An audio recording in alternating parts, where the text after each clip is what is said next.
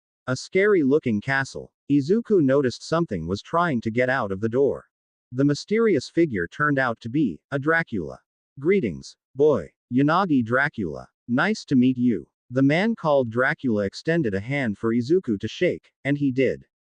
The vampire was wearing a black tuxedo, with a very pointy chin and a classic purple cape. His voice was very Adam Sandler.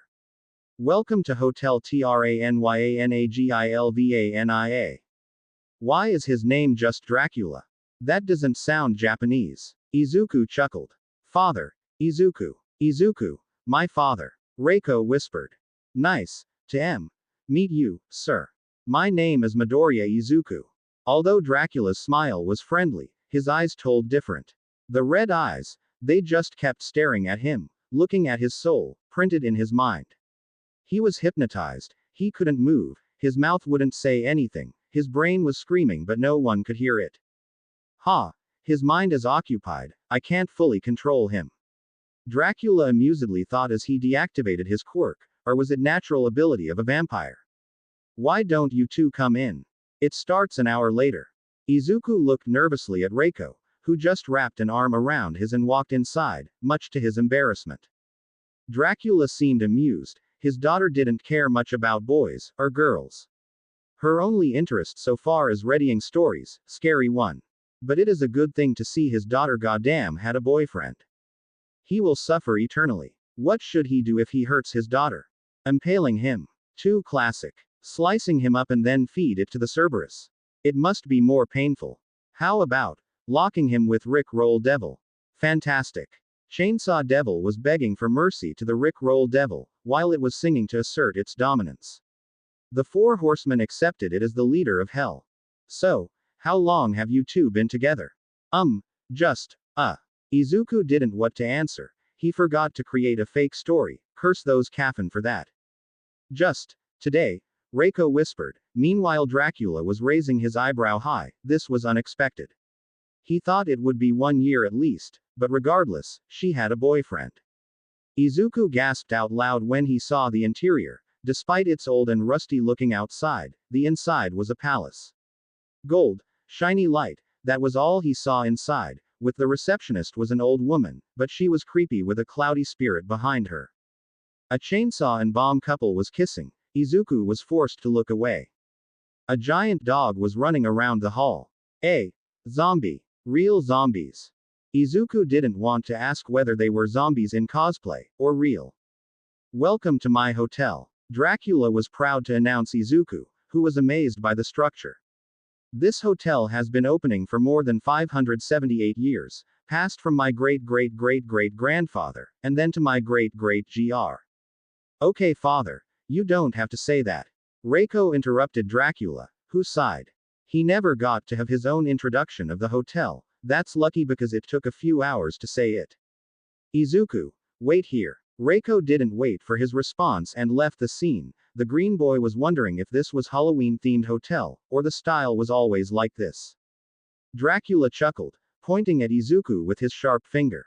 Boy. Deku froze. Dracula's eyes turned red as he leaned closer to him. Izuku gulped and tried to calm his heart, not daring to look at the eyes. You are interesting.